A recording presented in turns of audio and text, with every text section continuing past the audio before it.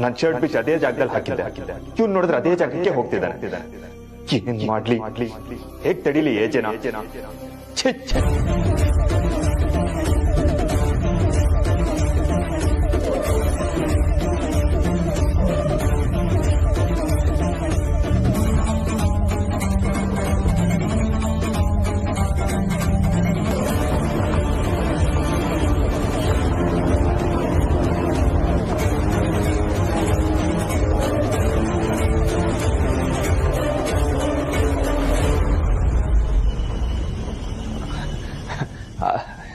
ನಾನು ಹೇಳಿಲ್ವಾ ಅಜಯ್, ನೀವು ಹುಡುಕ್ತಿರೋದಿಲ್ಲ. ಆ ಪ್ಯಾಟರ್ನ್ ಅಲ್ಲಿರೋ ಶರ್ಟ್ ನನ್ನ ಹತ್ರ ಇಲ್ಲ ಅಂತಂದೆ ಅಷ್ಟೇ.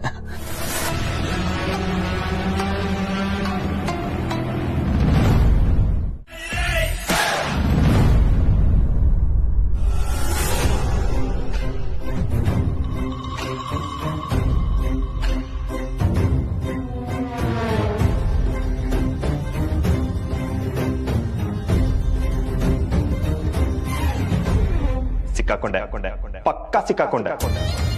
ಇವತ್ ನನಗೆ ಉಳ್ಗಾಲ ಇಲ್ಲ. ಮುಗಿತ್ ನನ್ ತಿತ್ತಿ ಪಕ್ಕಾ ಮಾಡ್ತಾನೆ.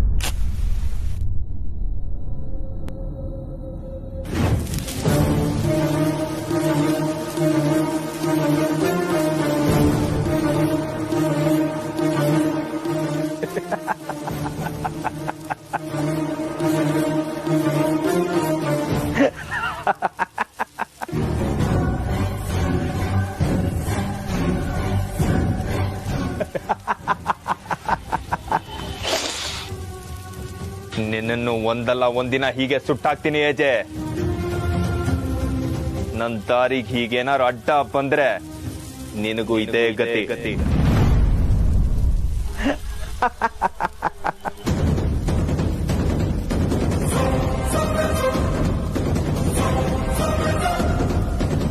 ಇದಕ್ಕಿಂತ ಖುಷಿ ಇನ್ನೇನಿದೆ? ಆ ನಿನ್ನಗು, ತುಂಟಾಟ, ತರ್ಲೆ, ಅರಳು ಹುರಿದಾಗ ಮಾತು, ಪಾದ್ರಸತ್ತರ ಓಡಾಟ. ಬಾ, ಇದನ್ನೆಲ್ಲ ನಾನ್ ಮತ್ತೆ ನೋಡ್ಬೇಕು ಅಂತ ಅದೆಷ್ಟು ವರ್ಷದಿಂದ ಕಾದಿದ್ನೋ. ನನಗೆ ಇವತ್ತು ಏನಾಯ್ತು, ಯಾಕೆ ಹಾಗಾಡ್ದೆ, ನನಗೊಂದು ಅರ್ಥ ಆಗ್ತಾ ಇಲ್ಲಮ್ಮ. ಆಕ್ಚುಲಿ ಒಂದು ಪಾಯಿಂಟ್ ಅಲ್ಲಿ ಲೀಲಾ ಒಂದು ಶ್ಲೋಕ ಹೇಳಿದ್ರು.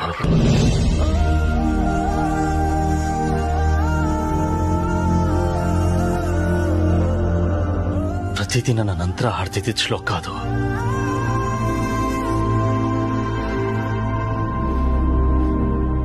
ಅಲ್ಲಿಂದ ಮುಂದೆ ನನಗೆ ಲೀಲಾ ಕಾಣಿಸ್ಲಿಲ್ಲಮ್ಮ.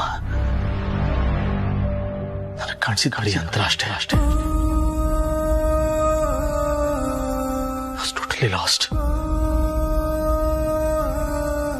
Totally last. ನನ್ನ ಕೋಪ, ನನ್ನ ಸಿಡುಕು ಎಲ್ಲ ಮಾಯ ಆಗ್ಬಿಡಿತ್ತು. ಅದನ್ನ ಮಾಡೋ ಶಾಡಿತ್ತು ಅಂತ ಮಾತ್ರ. ಆದ್ರೆ ಇವತ್ತು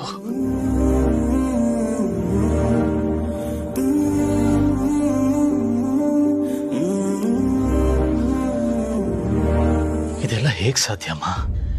ಅಷ್ಟೇ ಅಲ್ಲ, ಮಂತ್ರ ಹಾಡ್ತಿದ್ದ ಹಾಡನ್ನೇ ಹಾಡ್ತಾಳೆ. ಅಂತರಂಗೆ ಯಾವ ಸಾಲುಗಳು ಇಷ್ಟನೋ ಅದೇ ಸಾಲುಗಳು ನನಗೂ ಇಷ್ಟ ಅಂತಾಳೆ.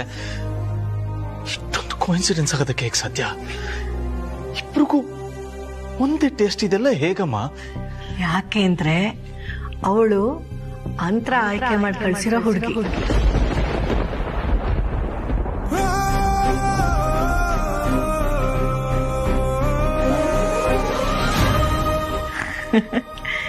ಇಷ್ಟು ವರ್ಷ ಮದುವೆ ಆಗದೆ ಇದ್ದೋನ್ನ ಮದುವೆ ಆಗು ಅಂತ ಹೇಳಿದ್ಮೇಲೆ ಅವಳ ತರ ಇರೋ ಹುಡುಗಿಂತಾನೆ ಕಳಿಸ್ಕೊಡ್ತಾಳೆ.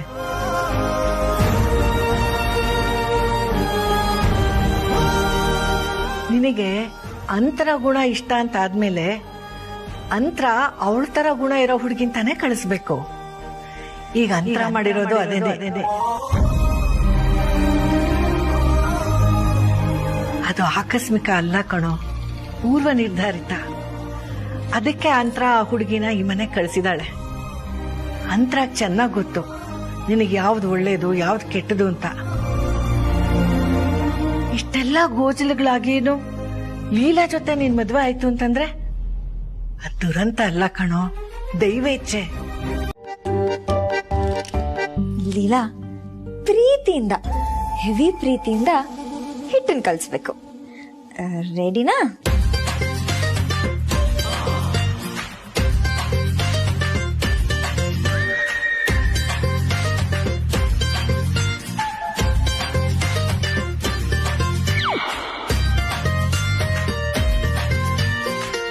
ಬೆರಿತಾ ಇದೆ, ಹಿಟ್ಟು ನೀರು ಬೆರಿತಾ ಇದೆ.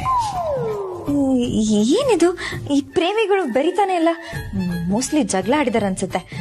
ನಾನ್ ಸರಿ ಮಾಡ್ತೀನಿ.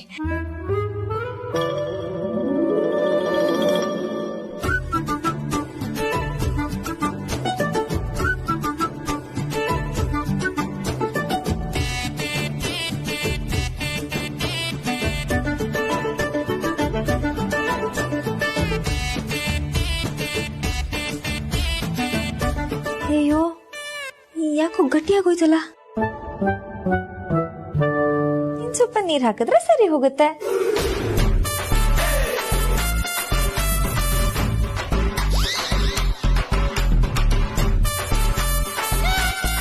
ಅಯ್ಯೋ, ನೀರ್ ಜಾಸ್ತಿ ಆಗೋಗ್ಬಿಟ್ಟಿದೆ. ಇನ್ ಸ್ವಲ್ಪ ಹಿಟ್ಟು ಹಾಕೋಣ.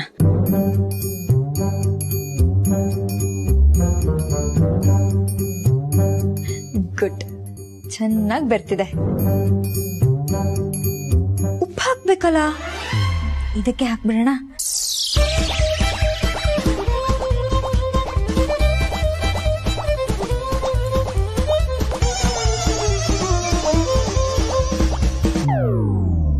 ಅಯ್ಯೋ, ಇನ್ನೂ ಕಮ್ಮಿ ಇದೆಯಲ್ಲ.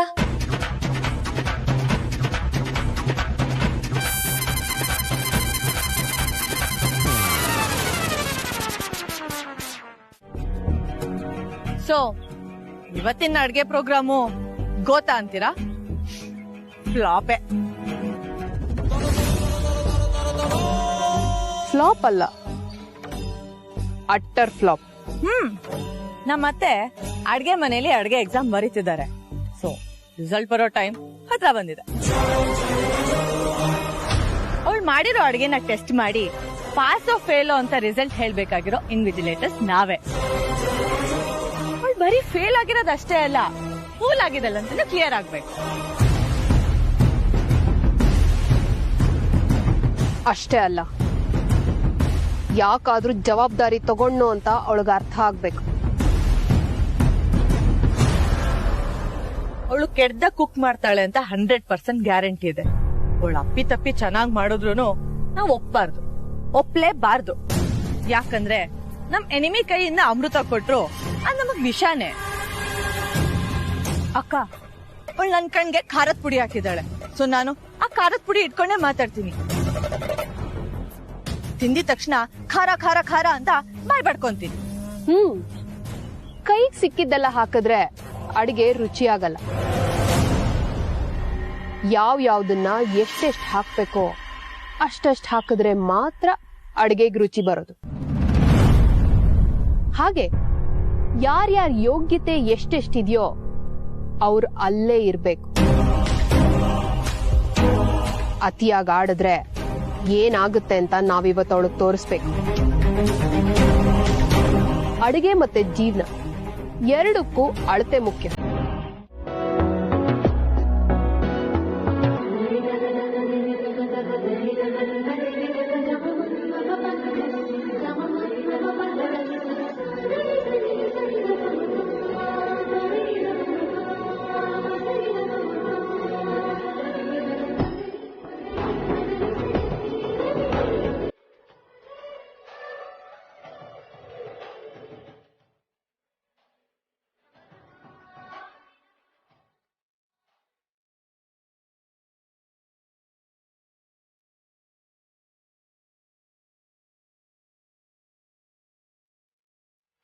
ಸ್ವಲ್ಪ ಹೊತ್ತು, ಆಮೇಲೆ ಅದು ಸರಿ ಹೋಗುತ್ತೆ. ಯಾಕೆ ಅಷ್ಟೊಂದು ಗಡಿಬಿಡಿ ಮಾಡ್ಕೋತೀಯ ನೀನು? ಹಾ,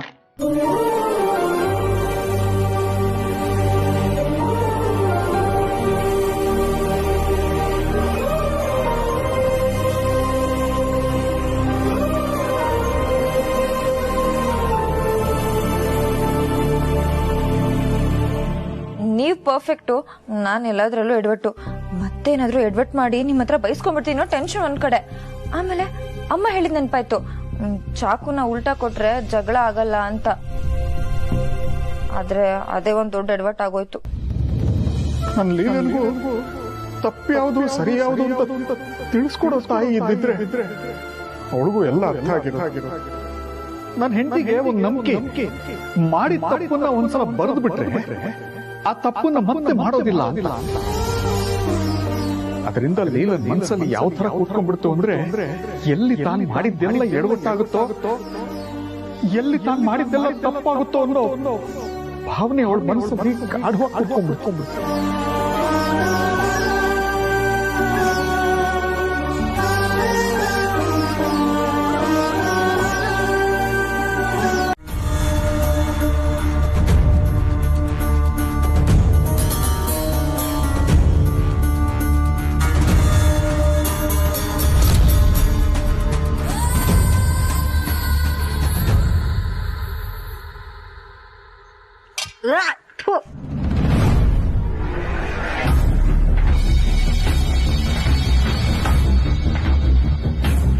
ಇದೇನಿದು ಹೀಗಿದೆ? ಮನುಷ್ಯ ಯಾರಾದ್ರೂ ಇದನ್ನ ತಿನ್ನೋದಕ್ಕಾಗತ್ತಾ?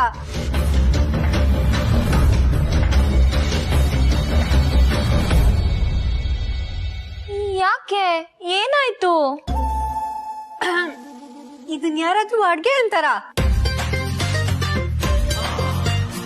1 ಕ್ವಿಂಟಾಲ್ ಹುಳಿ ಇದೆ, 3/4 ಕೆಜಿ ಉಪ್ಪಿದೆ,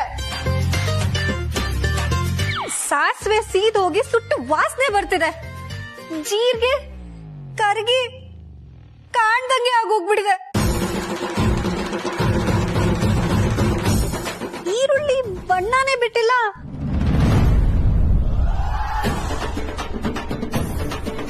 ಟೊಮ್ಯಾಟೊ ಫ್ಲೇವರೇ ಬಿಟ್ಟಿಲ್ಲ. ಒಟ್ನಲ್ಲಿ ಈ ಅಡ್ಗೆ ಫುಲ್ಲು ಫ್ಲಾಪೆ.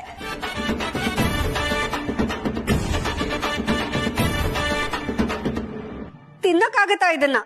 ಚಿಚಿ.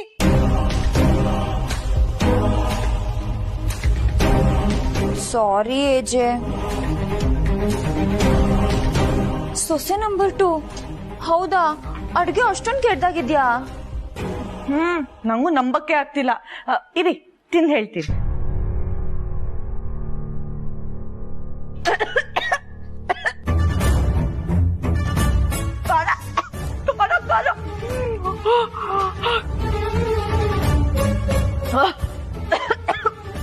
ಖಾರ.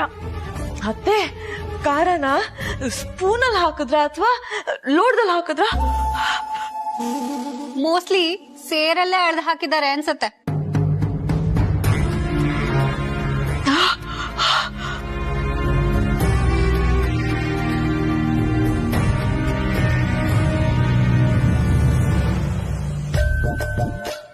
ಓಹೋ, ನನ್ನ ಟಾರ್ಗೆಟ್ ಮಾಡಕ್ ಹೋಗಿ ಅವರೇ ಟಾರ್ಗೆಟ್ ಆಗ್ತಿದ್ದಾರೆ.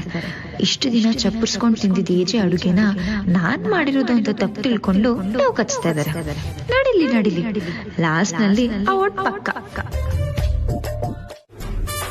ನಾವ್ ಅಷ್ಟೆಲ್ಲ ಬೈತಿರ್ಬೇಕಾದಾಗ ಅವಳು ಸುಮ್ನೆ ಇದ್ದಾಗ್ಲೇ ನಮ್ಗೆ ಅನುಮಾನ ಬರ್ಬೇಕಿತ್ತು.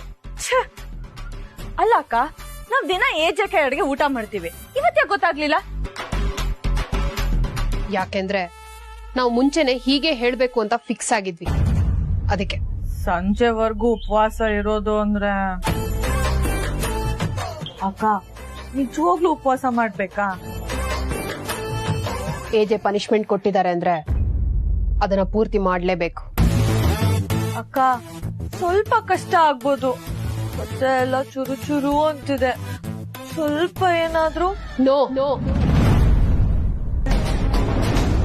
ತಿನ್ನೋದಲ್ಲ, ಒಂದ್ ಲೋಟ ನೀರು ಕುಡಿಬಾರ್ದು. ಪ್ರತಿ ಸಲ ಹೊಟ್ಟೆ ಚುರ್ರಂದಾಗ್ಲೂ ನಮ್ಮನ್ನ ಈ ಸ್ಥಿತಿಗೆ ತಂದು ನಿಲ್ಸಿರೋ ಆ ಲೀಲಾ ನೆನಪಾಗ್ಬೇಕು.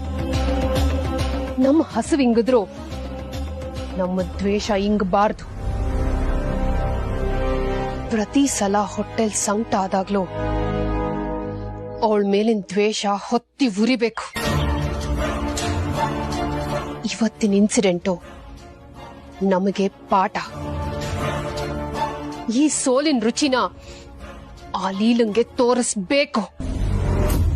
ಹೌದಕ್ಕ. ಇನ್ಮೇಲೆ ನಾವು ತುಂಬಾ ಹುಷಾರಾಗಿರ್ಬೇಕು. ಅವಳು ನಮ್ ಟಾರ್ಗೆಟ್ ಆಗ್ಬೇಕೆ ವಿನ ನಾವ್ ಅವಳ ಟಾರ್ಗೆಟ್ ಆಗ್ಬಾರ್ದು. ಎಲ್ರೂ ಕೇರ್ಫುಲ್ ಆಗಿರೋಣ. ಅವಳನ್ನ ಮುಂದೆನೆ ಬಂದು ಊಟ ಮಾಡಿದ್ರು ನಾವು ಕರಗಬಾರ್ದು, ಕಲ್ಲಾಗಿರ್ಬೇಕು. ಶಿಕ್ಷೆನ ಪೂರೈಸ್ತೀವಿ ಅಂತ ಪ್ರಮಾಣ ಮಾಡೋಣ. ನಾನ್ ಹಸ್ಕೊಂಡ್ ಸತ್ರು ಪರವಾಗಿಲ್ಲ, ನಾನ್ ತಿನ್ನಲ್ಲ. ಇದ್ ನನ್ ಶಪಥ.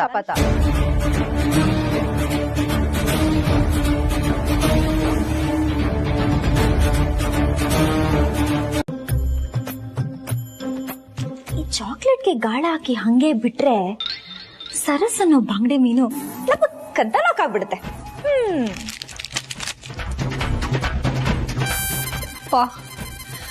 ಹೊಟ್ಟೆ ಸಿಕ್ಕಾಪಟ್ಟೆ ಹಸಿತಾ ಇದೆ. ರಾತ್ರಿ ಯಾವಾಗ ಆಗುತ್ತೋ ಏನೋ. ಛೇ, ಊಟ ಮಾಡುವಾಗ ಸುಮ್ನೆ ವಾಮಿಟ್ ಬರ್ತಿದೆ ಅಂತಂದೆ. ಇವಾಗ ನೋಡಿದ್ರೆ ಹಸುವಿಗೆ ನಿಜವಾಗ್ಲೂ ವಾಮಿಟ್ ಬರೋಂಗಾಗ್ತಿದೆ. ಎಲ್ಲ ಲೀಲಾಯಿಂದಾನೆ. ಯಾರು?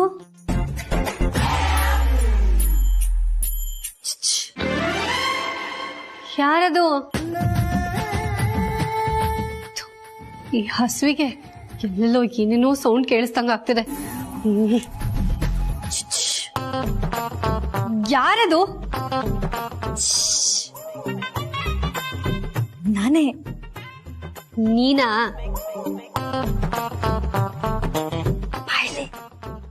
ನಾನ್ ಬರಲ್ಲ. ಸರಿ, ನಾನೇ ಬರ್ತೀನಿ. ಏನು, ನನ್ ಹೊಟ್ಟೆ ಹಸುವಿಂದ ಸಾಯ್ತಾ ಇರೋದ್ ನೋಡಿ ಸಮಾಧಾನ ಆಗ್ಲಿಲ್ವಾ? ಇನ್ನೊಂದ್ ಸ್ವಲ್ಪ ಕೆಲ್ಸ ಕೊಟ್ಟು ಹೊಟ್ಟೆ ಉರ್ಸೋಣ ಅಂತ ಬಂದ್ಯಾ? ಮತ್ತೆ ಅಷ್ಟು ಕೆಟ್ಟೋಳಲ್ಲ ಸರು. ನಂದು ವಿಶಾಲವಾದ ಮನ್ಸು. ಏನೋ ಸೊಸೆ ಹೊಟ್ಟೆ ಹಸ್ಕೊಂಡಿದ್ದಾಳೆ ಅಂತ ಅನ್ಸ್ತು. ಉಪವಾಸ ಇರೋದು ಎಷ್ಟು ಕಷ್ಟ ಅಂತ ನಂಗೆ ಗೊತ್ತು. ಅದಕ್ಕೆ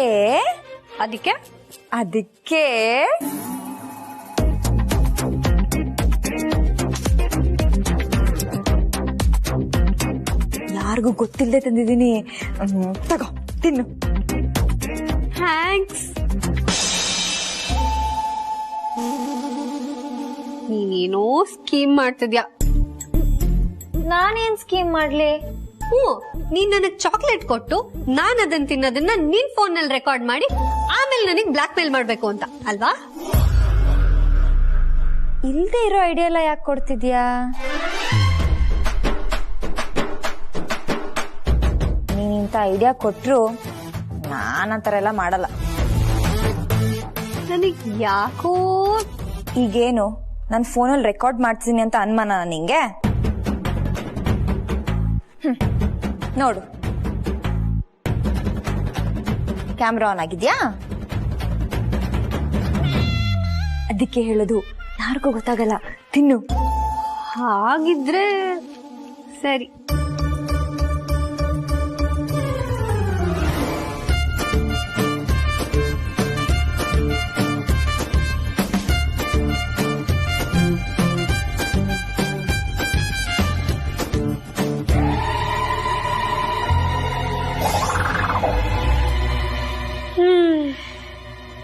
ಚೆನ್ನಾಗಿ ತಿನ್ನು, ಮೆತ್ತು ತಿನ್ನು.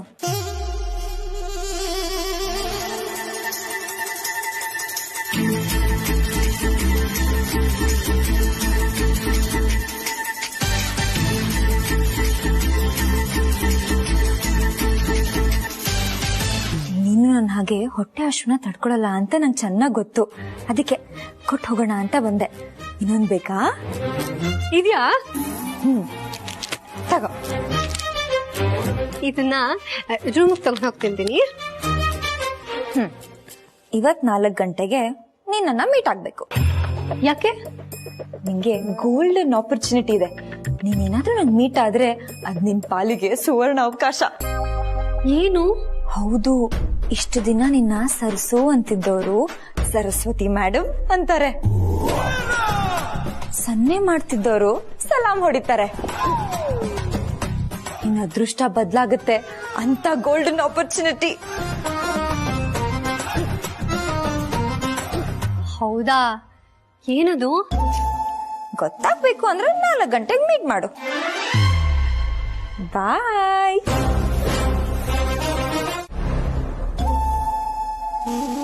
ಏನಿದು ಚಾಕ್ಲೇಟ್ ಕವರ್? ನೀನ್ ತಿಂದ್ಯಾ? ಇಲ್ಲಪ್ಪ, ನೀವು ಹೇಳ್ ಕಳ್ಸಿರೋವಾಗ ನಿಮ್ ಮಾತ್ ಮೀರಿ ನಾನ್ ಹಾಗೆಲ್ಲ ತಿನ್ಬಿಡ್ತೀನಾ? ಆ ಲೀಲಾ ಏನಾದ್ರೂ ಆಸೆ ಆಮಿಷಗಳನ್ನ ತೋರ್ಸಿದ್ರೆ ಬುಟ್ಟಿಗೆ ಬೀಳ್ಬೇಡ. ನಾನ್ ಬೀಳಲ್ಲ ಅಪ್ಪ. ನನ್ ಹೊಟ್ಟೆ ಉರ್ಸೋದಿಕ್ಕೆ ಅಂತಾನೆ ನನ್ ಮುಂದೆನೆ ನಿಂತ್ಕೊಂಡು ಇಡೀ ಚಾಕ್ಲೇಟ್ ತಿಂದ್ಲು. ನನ್ಗೂ ಕೇಳಿದ್ಲು, ನಾನ್ ಬೇಡಪ್ಪ ಅಂದೆ. ಅದಕ್ಕೆ ಹೋದ್ಲು. ಗುಡ್.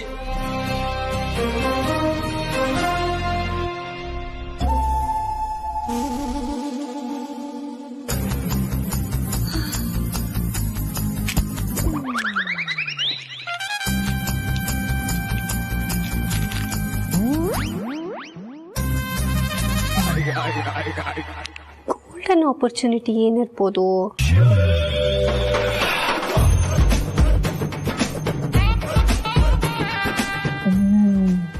ಸೊಸೆ ನಂಬರ್ 3 ಗಾಳಕ್ ಬಿತ್ತಿದೆ.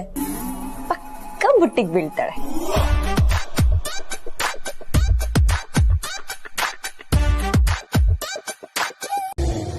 ಸರ್, ಇದು ಈ ಮಂತ್ ಇದು ನಮ್ಮ ರೆಸ್ಟೋರೆಂಟ್ ಇದು ಅಕೌಂಟ್ ಡೀಟೇಲ್ ಸರ್. ಸರ್, ಇದು ಲಾಸ್ಟ್ ಮಂತ್ ಇದ್ದು ಸರ್, ಅದು ಕ್ಲಿಯರ್ ಮಾಡೋಕ್ಕಾಗಿಲ್ಲ, ಅದಕ್ಕೆ ಈ ಮಂತ್ ಕ್ಲಿಯರ್ ಮಾಡ್ತಿದ್ದೆ.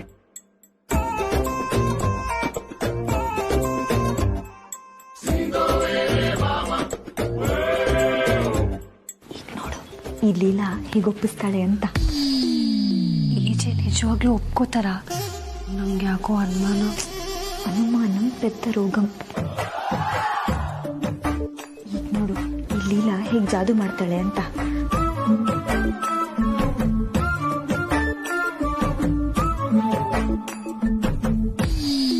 ಏಜೆ ಕಾಫಿ.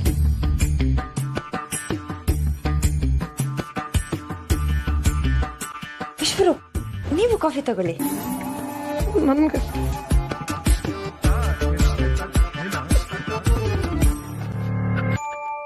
ಅಯ್ಯೋ, ಯಾಕೆ ಅಳ್ತಾ ಇದ್ದೀರಾ?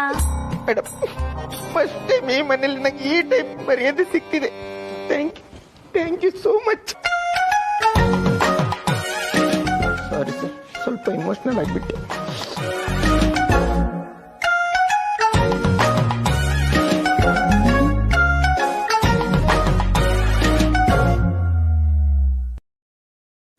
ಏನ್ರಿ ಇದು? ಅಕೌಂಟ್ಸ್ ಟ್ಯಾಲಿನೇ ಆಗ್ತಾಯಿಲ್ಲ.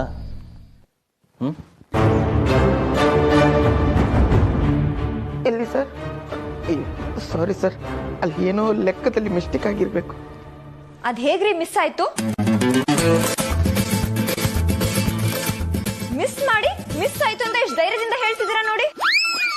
ಅಯ್ಯೋ ಮೇಡಮ್, ಇವಾಗಷ್ಟೇ ಮರ್ಯಾದೆ ಕೊಟ್ರಿ, ಅಷ್ಟು ಬೇಗ ಯಾಕೆ ಮೇಡಮ್ ಕಿತ್ಕೊತಿದ್ದೀರಾ? ನೋಡಿದ್ರ ಅಜ್ಜೆ,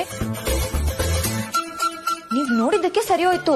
ನೀವ್ ನೋಡ್ದೆ ಹೋಗಿದ್ರೆ ಮರ್ಯಾದೆ ಹರಾಜಾಗ್ತಿತ್ತಷ್ಟೇ. ಅಯ್ಯೋ, ಯಾಕೆ ಮೇಡಮ್ ಹಾಕಿ ಕೊಡ್ತಿದ್ದೀರಾ? ಏನೋ ಮಿಸ್ ಆಗಿ. ಇಡಿಯಟ್,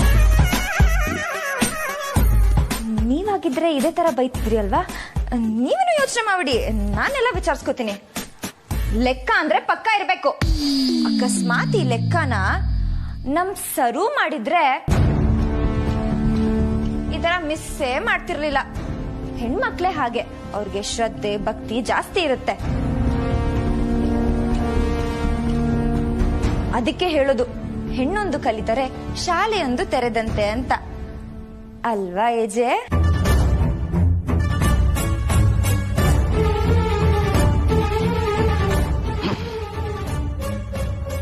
ಫೈನಲಿ ನೀನ್ ಏನ್ ಹೇಳಬೇಕು ಅಂತಿದ್ಯಾ? ಅದು ಲೆಕ್ಕ ಮಿಸ್ ಆಯ್ತು ಅಂದ್ರಲ್ಲ, ಲೆಕ್ಕ ಅಂದ ತಕ್ಷಣ ನಂಗ್ ನಮ್ ಸರುನೇ ನೆನ್ಪಾದ್ಲು. ನನ್ಗೇನಾದ್ರು ಲೆಕ್ಕದಲ್ಲಿ ಡೌಟ್ ಬಂದ್ರೆ ನಾನ್ ಸರುಗೆ ಕೇಳೋದು. ಗೊತ್ತಾ ವಿಶ್ವರೂಪ್ ಅವ್ರೆ, ನಿಮ್ಗೇನಾದ್ರು ಲೆಕ್ಕದಲ್ಲಿ ಡೌಟ್ ಇದ್ರೆ ನೀವು ಸರುನ್ ಕೇಳಿ, ಅವಳೆಲ್ಲ ಕ್ಲಾರಿಫೈ ಮಾಡ್ತಾಳೆ. ಹೌದಾ ಮೇಡಮ್? But age sir? ನಮ್ ಏಜೆ ಸರ್ ಏನ್ ಬೇಡ ಅಂತಾರ? ಅವ್ರಿಗೇನು ಅವ್ರ ಸೊಸೆ ಬೆಳೆಯೋದು ಇಷ್ಟ ಇಲ್ವಾ? ನಮ್ ಸರು ಅಕೌಂಟ್ಸ್ ವಿಷಯದಲ್ಲಿ ಎಷ್ಟು ಶಾರ್ಪ್ ಗೊತ್ತಾ? ಕ್ಯಾಲ್ಕುಲೇಟರ್ ಯೂಸ್ ಮಾಡಲ್ಲ, ಹಂಗೆ ಲೆಕ್ಕ ಮಾಡ್ತಾಳೆ. ಹೌದಾ? ಮ್ಯಾಥ್ಸ್ ಅಲ್ಲಿರೋ ಫಾರ್ಮುಲಾಸ್ನೆಲ್ಲ ಅರ್ಥ ಕೊಟ್ಬಿಟ್ಟಿದ್ದಾಳೆ. ಅಕೌಂಟೆನ್ಸಿಯಲ್ಲಿ ಆ ledgers, balance sheet, profit and loss ಅದೇನೋ ಬರುತ್ತಲ್ಲ, ಅದ್ರೆಲ್ಲ ಹೈ ಕ್ಲಾಸ್ ನಮ್ ಸರು. ಅಂದ್ಹಾಗೆ ನಿಮ್ಮ ಅಕೌಂಟೆಂಟ್ ಕ್ವಾಲಿಫಿಕೇಶನ್ ಏನು? BCom madam. ಅಷ್ಟೇನಾ? ನಮ್ ಸರು MBA ಇನ್ ಫಿನಾನ್ಸ್. ಅವಳು ಮಾಡಿರೋ ಪ್ರಾಜೆಕ್ಟ್ಗೆ ಅವಾರ್ಡ್ ಎಲ್ಲ ಬಂದಿದೆ ಗೊತ್ತಾ? ಇವ್ರು ಯಾಕೋ ನಂಗೆ ಬತ್ತಿ ಇಡೋ ತರ ಕಾಣಿಸ್ತಿದೆಯಲ್ಲ. ಸರಸ್ವತಿ ಮೇಡಮ್ ಅಷ್ಟೊಂದು ಇಂಟೆಲಿಜೆಂಟಾ? ಅಯ್ಯೋ ನೋಡಿ, ಇಷ್ಟೊಂದು ಟ್ಯಾಲೆಂಟೆಡ್ ಸೊಸೆ ಇಟ್ಕೊಂಡು ಕೆಲವ್ರಿಗೆ ಅವ್ರನ್ನ ಹೇಗ್ ಉಪಯೋಗಿಸ್ಕೋಬೇಕು ಅಂತಾನೇ ಗೊತ್ತಿಲ್ಲ. ನಮ್ ಜನನೇ ಹಾಗೆ ರೀ. ಹಿತ್ಲಲ್ಲಿರೋ ಗಿಡ ಮದ್ದಲ್ಲ ಅಂತ ನಮ್ ರೋಗನ ನಾವಿನ್ನೂ ಜಾಸ್ತಿ ಮಾಡ್ಕೋತೀವಿ. ಅದೇ ಹಿತ್ಲಲ್ಲಿರೋ ಗಿಡನ ತಂದು ಔಷಧಿ ಮಾಡ್ಕೊಂಡು ಕುಡಿದ್ರೆ ಬೇಗ ವಾಸಿ ಆಗ್ತೀವಿ ತಾನೆ? ಏನಂತೀರಾ ಏಜೆ? ವಿಶ್ವರೂಪ್, ಇದನ್ನ ಅಕೌಂಟ್ ಡಿಪಾರ್ಟ್ಮೆಂಟ್ ಕಳಿಸಿ ಇನ್ನೊಂದ್ಸತಿ ವೆರಿಫೈ ಮಾಡಿಸು.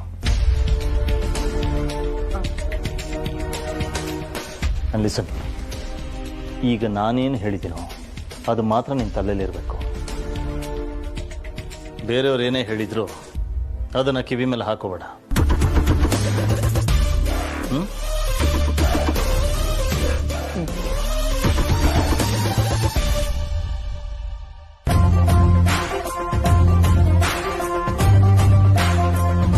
ಪಾಪ ಇಷ್ಟೆಲ್ಲ ಮಾತಾಡಿದ್ರು ಏನೂ ಪ್ರಯೋಜನ ಆಗಿಲ್ಲ. ತುಂಬಾ ಆಯಾಸ ಆಗಿರುತ್ತಲ್ವಾ? ನನಗೆ ಕೊಟ್ಟಿರೋ ಮರ್ಯಾದೆನ ನೀವೇ ಅನುಭವಿಸಿ.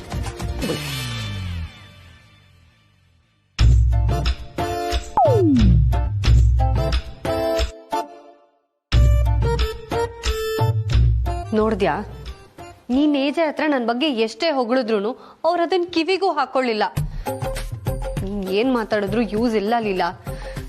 ಏಜೆ ನನ್ನನ್ನ ಯಾವತ್ತೂ ಕನ್ಸಿಡರ್ ಮಾಡಲ್ಲ.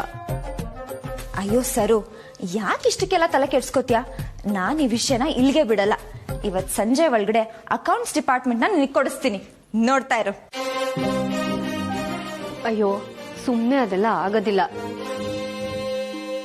ಕೆಲ್ಸದವ್ರ ಮುಂದೆ ಅವಮಾನ ಆಗತ್ತಷ್ಟೇ. ಆಗಲ್ಲ ಅನ್ನೋದು ಇಲ್ಲಿನ ಹಿಸ್ಟ್ರಿಯಲ್ಲೇ ಇಲ್ಲ. ಇವತ್ ಸಂಜೆ ಒಳಗಡೆ ಅಕೌಂಟ್ಸ್ ಅಧಿಕಾರ ನಿನ್ ಕೈಲಿ ಕೊಡ್ಸ್ಲಿಲ್ಲ ಅಂದ್ರೆ ನನ್ನ ಹೆಸರು ಲೀಲಾನೇ ಅಲ್ಲ. It's my challenge.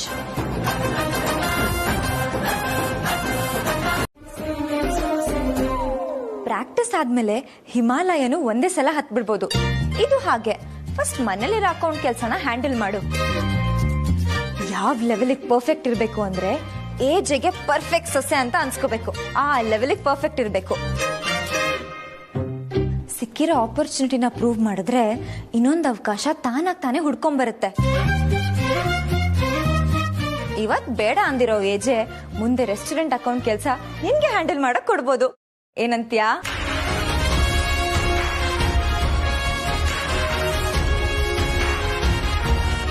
ಇದೆಲ್ಲ ನಿಜನಾ? ನೀನ್ ನಿಜ ಹೇಳ್ತಿದ್ಯಾ? ಇನ್ನೂ ನನ್ ಮೇಲೆ ನಂಬಿಕೆ ಇಲ್ವಾ? ಸರಿ, ನಾನ್ ಹೇಳ್ತಾ ಇದ್ದೀನಿ, ಇವತ್ತಿಂದ ಈ ಮನೆ ಅಕೌಂಟ್ಸ್ ಅಧಿಕಾರ ನಿಂದು. ಇವತ್ತಿಂದ ಅಲ್ಲ, ಈ ಕ್ಷಣದಿಂದ ನಿಂದು. ಏನು ಈಗ್ಲೇನಾ? ಸರು, ಇನ್ನೂ ಅನುಮಾನನಾ? ಬಾ ನನ್ ಜೊತೆ. ಈ ಕ್ಷಣನೇ ಎಲ್ರೂ ಮುಂದೆ ಪ್ರೂವ್ ಮಾಡ್ತೀನಿ. ಸರು ಅಂತಿದ್ದವರೆಲ್ಲ ಸರು ಮೇಡಮ್ ಅನ್ಬೇಕು. ಎದೆ ಬುಸ್ಕೊಂಡ್ ನಡ್ಕೊಂಡು ಹೋಗ್ತಿದ್ದವರೆಲ್ಲ ಕೈ ಕಟ್ಕೊಂಡು ನಿಂತ್ಕೋಬೇಕು. ಹಾಗ್ ಮಾಡ್ತೀನಿ. ಅಧಿಕಾರ ಸಿಕ್ಕಿರೋ ಈ ಟೈಮಲ್ಲಿ ಈ ಸೆಂಟಿಮೆಂಟ್ ಡೈಲಾಗ್ ಎಲ್ಲ ಬೇಕಾ? ಈಗೇನಿದ್ರು KGF ರೇಂಜ್ಗೆ ಡೈಲಾಗ್ ಹೊಡೆದು ಮೇಂಟೈನ್ ಮಾಡ್ಬೇಕು. ಹೌದಲ್ವಾ? ನೋಡಿ, ಇಷ್ಟು ದಿನ ಈ ಮನೆಯಲ್ಲಿ ಹೇಗ್ ನಡೀತಿತ್ತೋ ನನಗ್ ಗೊತ್ತಿಲ್ಲ. ಆದ್ರೆ ಇವತ್ತಿಂದ ನಾನ್ ಹೇಳಿದ ಪ್ರಕಾರನೇ ನಡಿಬೇಕು. ಮನುಷ್ಯನಿಗೆ ಶಿಸ್ತು ತುಂಬಾನೇ ಮುಖ್ಯ. ಇನ್ಮೇಲಿಂದ ಇನ್ನೂ ಶಿಸ್ತಿಂದ ಕೆಲಸ ಮಾಡ್ಬೇಕು. ಏನೋ ಒಂದು ಚೂರು ಆ ಕಡೆ ಈ ಕಡೆ ಆದ್ರೂ ಇನ್ನ ಏನ್ ನೋಡ್ತಿದ್ದೀರಾ? ಎಲ್ಲ ನಿಮ್ ಕೆಲಸ ನೋಡ್ಕೊಳ್ಳಿ. ಔಟ್.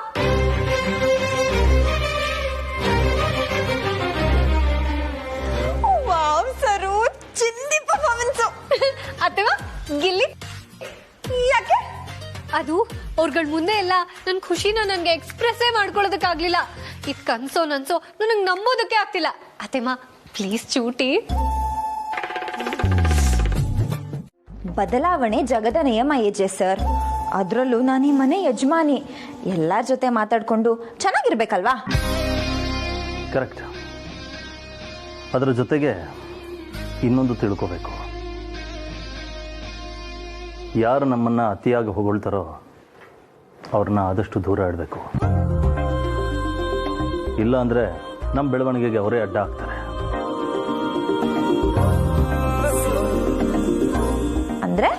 ಅಂದ್ರೆ ಯಾರಿಗೆ ಏನು ಎಷ್ಟು ಕೊಡಬೇಕೋ ಅಷ್ಟೇ ಕೊಡಬೇಕು. ಕೈಯಲ್ಲಿ ಅಧಿಕಾರ ಇದೆ ಅಂತ ಅತಿಯಾಗಿ ಆಡಿದ್ರೆ ಕೊನೆಗೆ ಕೆಳಗೆ ಬೀಳ್ಬೇಕಾಗತ್ತೆ.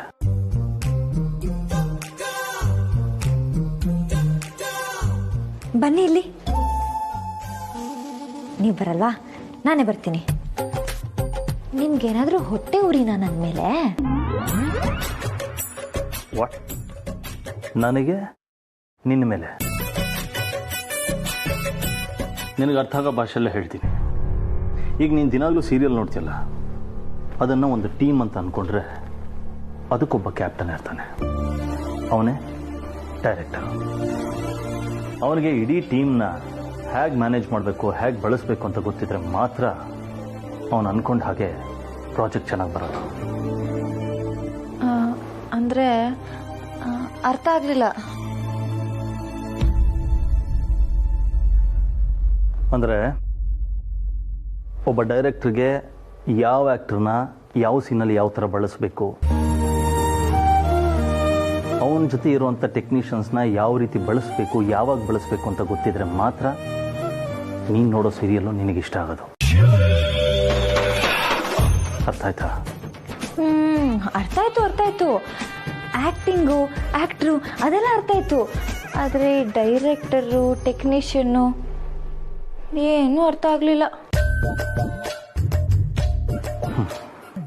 ನೀನಿನ್ನ ಅರ್ಥ ಮಾಡ್ಕೊಳ್ಳೋದು ತುಂಬ ಇದೆ. ನಿಮ್ಮ ಮಾತಕ್ಕಿಂತ ಉಪೇಂದ್ರ ಅವ್ರ ಮೂವಿನ ಎಷ್ಟೋ ವಾಸಿ. ಅಷ್ಟೋ ಎಷ್ಟೋ ಅರ್ಥ ಆಗುತ್ತೆ. ಪವಿತ್ರ ಅವ್ರಿಗೆ ಏನು ಬೇಕು ನಾನು ನೋಡ್ಕೊಂಬರ್ತೀನಿ. ನನ್ನ ಸೊಸೆ ಪ್ರೀತಿಯಿಂದ ನನಗೆ ಕಟ್ ಮಾಡ್ಕೊಂಡು ತಂದಿದ್ದು.